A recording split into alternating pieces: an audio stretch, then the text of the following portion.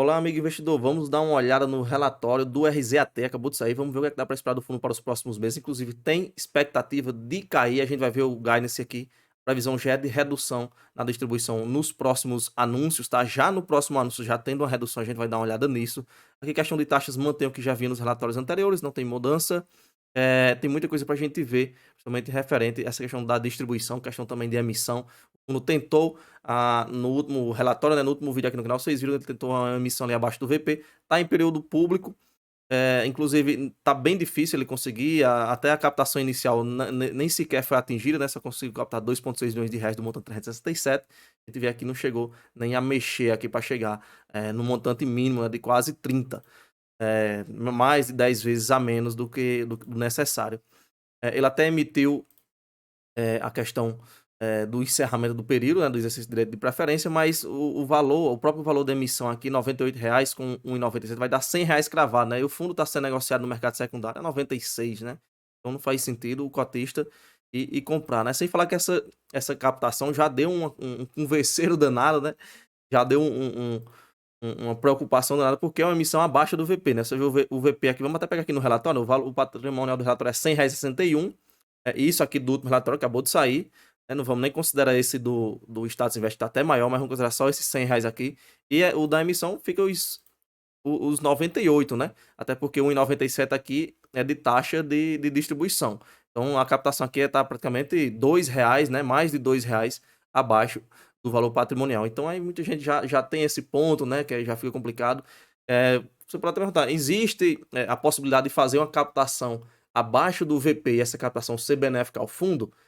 Existe, né? Matematicamente existe. Que é difícil, mas existe. Por exemplo, não que seja o caso aqui, tá? E aí tem que se analisar, tem que abrir todo o prospecto, ver tudo certinho, ver a expectativa de valorização dos imóveis. Mas vamos colocar o seguinte aqui, até para a gente conversar um pouco sobre isso, questão de captação, né? Vamos supor o fundo apareça uma oportunidade do fundo de comprar um imóvel extremamente descontado. Vamos botar um valor bem genérico aqui: 40% de desconto no imóvel, bem interessante ali. E o fundo precisa captar um valor para comprar esse imóvel. E na situação que ele está, o valor do mercado, vamos supor que esteja abaixo do valor patrimonial, e ele quer comprar aquele imóvel e ele vê como uma grande possibilidade de fazer um retorno naquele imóvel. E aí ele faz uma captação abaixo do VP, né? Até porque o mercado não faz sentido ele fazer uma emissão acima do valor do mercado. Por exemplo, no caso, R$ 100, e aí ele compra, consegue fazer a captação e ele compra aquele imóvel extremamente descontado, né? Quando junta as cotas, o valor patrimonial do fundo, ele vai juntar com o valor da emissão que foi mais baixo, né? Vai dar aquela equilibrada de acordo com a quantidade de cotas, vai ficar um pouco abaixo do que estava. Mas aí chega, por exemplo, no final do ano tem a reavaliação do imóvel, ou então o fundo pede uma reavaliação depois e vê que aquele imóvel que ele comprou com 40% de deságio, ele tem um valor bem mais alto, né? Vamos supor que ele suba então lá para os 100%, né? Ele comprou esses 40% de deságio, o valor patrimonial mesmo daquele imóvel seja um valor bem mais alto, né? Ele comprou um imóvel de 100 milhões, ele comprou por 60 e faz a reavaliação no final do ano e vale mesmo os 100 milhões ou até 110 milhões.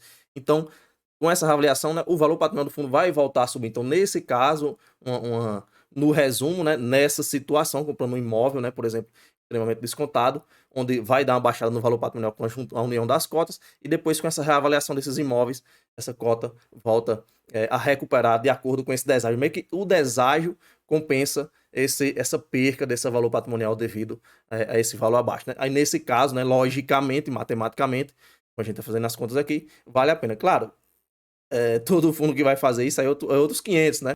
Isso é uma situação, como a gente tá vendo, que tem que casar tudo bem certinho, né? Mas enfim, vamos lá, a gente ainda tá no começo do relatório, um yield de mais de 1% ao mês, temos aqui 10 ativos em carteira, né? O último dividendo foi de R$ 1,05, vamos dar uma olhada aqui no Status Invest. As últimas distribuições foram de 1,15 e 1,10, e esse 1,5 já representa uma redução em relação ao mês anterior. A gente vai já entrar no guidance, porque esse guidance, essa expectativa de R$ 1,05 para o próximo mês, já cai para 90 centavos, ou seja, já tem uma redução no dividendo, e a gente sabe, quando tem redução na distribuição, a cota é quase certo, né? Não vamos dizer aqui que 100% acontece, mas a gente está vendo quando a distribuição reduz, né? Tem aquela tendência da galera começar a vender as cotas, né? E aí o valor do fundo, o valor do mercado cair. 10 ativos em carteira, o patrimônio alocado quase 100%. Temos aqui um total de avaliação com caixa de 525 milhões de reais e mais de 38 mil investidores, mais de 38 mil cotistas no fundo. Prazo médio de vencimento desses contratos, 5 anos, uma taxa média de IPCA mais 9,26, praticamente todos os contratos são atrelados à inflação, né? Só tem um contrato lá que a gente vai ver que é a CDI, na verdade não é um contrato, é um CRI que ele tem de peso mínimo do fundo, ou seja, praticamente o fundo hoje é um híbrido e temos uma liquidez que atende aquele 1 milhão que a gente tem como número base para uma liquidez consideravelmente boa. A última distribuição vai falar novamente que seguiu o guidance apontado, aqui a gente tem a DRE, de resultado ele teve R$1,06, distribuiu R$1,05, fez uma reservinha de 1 centavo e somando as reservas que ele tem anteriormente, ele tem uma reserva de 54 centavos por cota.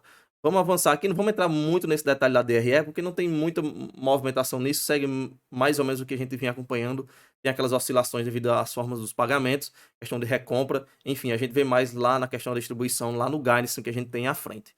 No posicionamento atual do fundo tem 10 imóveis em carteira, como eu falei para vocês, além dos imóveis, ele tem um CRI, ele tem menos de 0,5%, né, um peso bem pequeno no fundo, e esse CRI é atrelado à taxa CDI, né, CDI mais 4,5%, o restante dos contratos tem uma taxa média de IPCA mais 9,26%. Ele vai falar novamente a questão da Poligina, todo o relatório colocando sobre a Poligina, que teve o contrato modificado, né, e tem a opção de recompra, que agora também é pago pela Poligin. Esse fundo, ele usa a estratégia seu leaseback, né? A gente vê aqui que praticamente tudo é seu leaseback. Já eu explico essa Byte Suite. Ele compra de um proprietário o imóvel e aquele proprietário passa a ser inquilino do fundo, ok? E o inquilino ele pode comprar esse imóvel lá no final do contrato de aluguel, né? Mas para ele ter direito de recomprar esse imóvel lá no final, ele tem que pagar todas as atualizações monetárias do imóvel, né? Toda a atualização do IPCA do imóvel, todo mês ali vai ter aquela atualização. E ele tem que vir pagando isso para ter o direito de recomprar esse imóvel. Quando chegar lá no final do contrato, ele compra pelo mesmo preço que ele vendeu. Por quê? Porque ele pagou já, teoricamente, toda a atualização que o imóvel teve, né? Qual o grande diferencial disso? Qual o grande ponto positivo disso? Que se o inquilino quiser dar um calote no fundo, tá complicado, né? Tá rodado para ele, porque ele já vem pagando tanta atualização monetária que ele vai perder se ele der um calote no fundo e também não vai poder recomprar o imóvel lá no final e aí vai ser colocado para fora, né? Ser despejado e o fundo vai ficar com o imóvel comprado a um preço bem barato, ainda recebeu a atualização monetária de um imóvel que ele não vendeu, que ficou com ele tomou como garantia. Então isso tem toda essa questão do potencial de risco devido à questão da inadimplência, meio que travado o inquilino nesses contratos, ok? E aí esses direitos de recompra, né, os inquilinos vão pagando para poder chegar no final, poder recomprar. Se lá no final ele vender, beleza, vendeu, pega o dinheiro de volta, já recebeu o valor corrigido, né? Claro, o valor patrimonial vai ficar congelado, né? Vai meio que vai ficar travado, vai perdendo na inflação, porque aqui esse valor ele já tem distribuído, mas distribuiu o lucro, distribuiu o cotista. Aqui ele vai falar que não tem nenhum aluguel em atraso, né? Não carrega nada relacionado à multipropriedade, né? Como tido como um segmento bem arriscado. Aqui a carteira dele, 98% são os imóveis, tem um CRI que é menos de 0,5%. Quanto a essa operação Byte Suite que ele tem, né? De 4%, isso aqui é um posto de gasolina que ele tem locado lá em Corumbataí, São Paulo, né? É Byte Suite por quê? Porque foi construído de acordo com o uso, né? É um posto de gasolina, não é qualquer tipo de imóvel, então tem toda a construção já desde o início, né? Como é que vai funcionar, questão de bomba, questão de posicionamento de reservatório, então já foi feito de acordo com o uso do inquilino. E aí você tem amarrado a isso um contrato atípico, né? Que é um contrato de longa duração, tem umas cláusulas de contrato diferente do que a gente tem no contrato típico, né? O contrato típico normalmente é um contrato de 5 anos, um prazo menor, normalmente, não quer dizer que todos sejam assim, mas normalmente é um prazo menor, questão de multa, menos impactante do que um contrato atípico. O contrato atípico ele faz justamente numa situação dessa, onde ele dá uma investida grande, né? Imagine só o inquilino com 2 anos devolver o posto, né? Todo o investimento, como é que ele vai achar facilmente outro inquilino para entrar no posto de gasolina já todo feito, tudo construído. Então, tem um contrato atípico que amarra mais, tem um tempo de uso maior, tem uma multa contratual bem maior, tá? Para tentar garantir essa questão do Byte Suite, né? Do investimento feito pelo fundo. Aqui nas estratégias do fundo, né, a gente vê aqui seu leaseback, o Byte Suite, que é o posto de gasolina, e o CRI que ele tem menos de 0,5%. A gente vê novamente aqui a questão de aquisição que é referente aos imóveis, né? E o CRI que ele tem, o CRI atrelado a CDI. Por indexador a gente tem, né? Somente aquele CRI no CDI, o restante é tudo seguindo o indexador da inflação. Taxa média a gente tem IPCA mais 9,23, CDI mais 4,5. Por essa taxa a gente pode caracterizar ele como fundo high yield, da middle risk, né? Tem esse detalhe das garantias, como eu falei, dos imóveis, né? Passa um pouco mais de segurança nisso. Tá? Vamos aqui à frente, ele vai falar sobre as distribuições, o fundo segue adimplente, né? Sem atraso, sem nada. E aqui a gente tem a previsão. Olha só, vou abrir aqui esse aqui, é o último relatório, né, a gente vê que a distribuição cai para o patamar de 90 centavos, onde a gente tem no relatório anterior, vou abrir aqui o relatório anterior, a gente tinha esse de 1,05, que foi o que ele distribuiu, e os outros 2 meses eram R$1, né, ou seja, ele reduziu a expectativa que ele tinha nesses 2 meses, no caso aqui de setembro e outubro, né, para 90 centavos, né. Isso, claro, tem a questão da inflação lá de agosto, que foi negativa, foi deflação. Então, um dos atrelados à inflação, como é o caso dos contratos do RZAT, tem a tendência de cair forte devido a isso, né. Então, talvez até diante disso, né, ele mudou essa expectativa para 90 centavos por cota. Vai falar aqui sobre a questão do IPCA, tá, que aí segue, as expectativas de mercado, cota patrimonial, cota de mercado a gente já viu, ok. Aqui ele vai explicar nos anexos o que é a sale leaseback, né, que eu expliquei para vocês, ele comprou um imóvel a um preço bem descontado, e aí o inquilino, o dono, né, que era desse imóvel, passa a ser inquilino do fundo, né, e tem essa questão do direito de recompra, como eu expliquei. Aqui na Byte Suite é a mesma coisa, né, ele compra lá um imóvel, compra o terreno, constrói o imóvel de acordo com os do inquilino, faz uma taxa em cima da taxa da inflação, né, IPCA mais 7, IPCA mais 10, enfim.